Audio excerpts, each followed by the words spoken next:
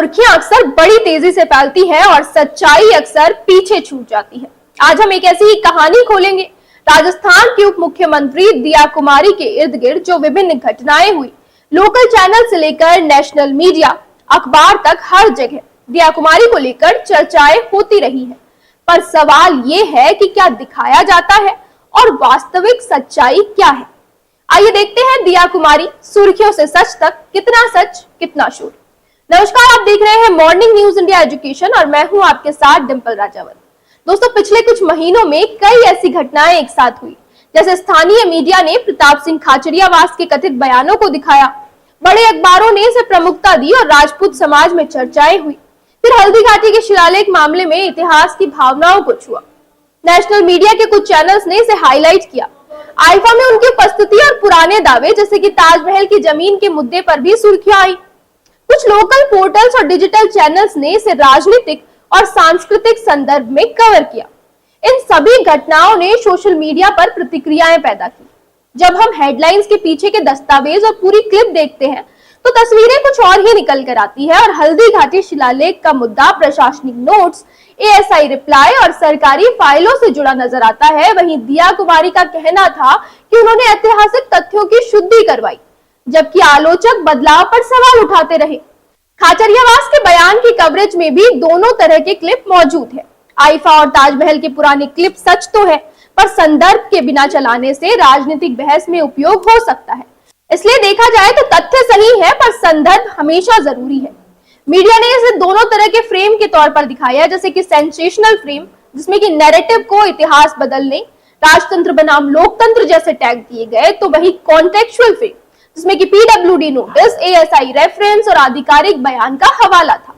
राजनीतिक खिलाड़ी इन फ्रेम्स का इस्तेमाल करते हैं। परिणाम स्वरूप अलग अलग कहानियां बन गई और दर्शक अक्सर पहले बने हुए नैरेटिव्स पर ही टिके रहे। अब बात करते हैं कोलेटरल डैमेज की। आसान भाषा में कहूं तो इससे नैरेटिव से किस पर क्या असर पड़ा। सबसे पहला नुकसान हुआ दिया कुमारी की सार्वजनिक छवि को। उनके राजनीतिक और सामाजिक प्रतिष्ठा पर सवाल उठे। राजपूत समाज में रोष और सड़कों पर प्रदर्शन हुए। कुछ समूहों ने माफी मांगी तो दूसरी तरफ विपक्षी दलों ने राजनीतिक लाभ उठाया। ये मुद्दा इलाके के वोट मैट्रिक्स पर प्रभाव डालने लगा। मीडिया ट्रस्ट पर असर पड़ा। लोगों ने पूछा कि क्या मीडिया सूचनाएं सही दे रहा है या सिर्फ नैरेटिव बना रहा है। और सबसे ज्यादा असर पड़ा संवेदनशीलता पर, यानी कि इतिहास की संवेदनशीलता पर, सामुदायिक भावनाओं पर, तेजी से फैलते पोलराइज्ड होती हुई भावनाओं पर, जिसका सामाजिक ताने बाने पर दीर्घकाल तक प्रभाव पड़ सकता है। अब अगर हम केस बाय केस एनालिसिस देखें तो संक्षिप्त में देखने पर पता चलता है कि खाचरियावास जो विवाद था उसमें लोकल चैनल्स ने इसे बड़े पैमाने पर उठाया। राजपूत सभा ने निंदा की और माफी की मांग की। कुछ रिपोर्ट्स में खाचरियावास का बचाव भी दिखा।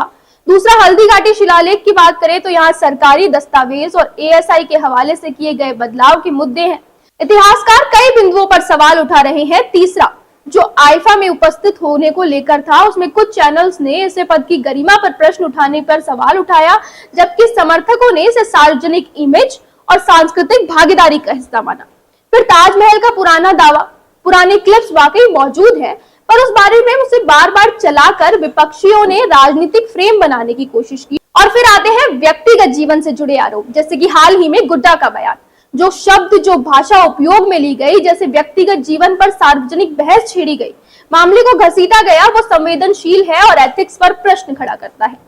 तो इससे दर्शकों के लिए सबक ये पैदा होता है कि वायरल क्लिप साझा करने से पहले उसका स्रोत देख ले। सरकारी प्रेस रिलीज, एएसआई नोटिस, पूरा वीडियो, कई तरह के आउटलेट्स पे कवरेज पढ़े, इतिहासकारों की राय देखें, मीडिया कनेक्शंस को नोट करें। ये मामला सिर्फ एक नेता की कहानी नहीं है, ये बताता है कि मीडिया इकोसिस्टम में हेडलाइन कितनी ताकतवर है और शॉर्ट फॉर्म क्लिप सियासी और सामाजिक माहौल को कैसे प्रभावित करती है। दिया कुमारी के मामले में तथ्य मौजूद है, पर सही अर्थ तभी मिलते हैं जब उन्हें संदर्भ और प्रलेखों के साथ देखा जाए। इसीलिए हमारी अपील ये है कि शोर में फंसने से पहले स्रोतों की पड़ताल करें और पूरा संदर्भ पढ़ें। इस पर आपका क्या कहना है? क्या मीडिया ने इस केस को सटीक तरीके से कवर किया या शॉर्ट फॉर्म नैरेटिव के जरिए सच्चाई को ढकने का प्रयास किया? नीचे कमेंट सेक्शन में जरूर बताइएगा। यदि आपको ये पैकेज उपयोगी लगा हो तो इसे लाइक व शेयर करें। साथ ही हमारे चैनल को सब्सक्राइब करना ना भूलें। धन्यवाद। ऐसे ही और वीडियोस देखने के लिए सब्सक्राइब करें मॉर्निंग न्यूज इंडिया को और जुड़े रहिए हमारे साथ।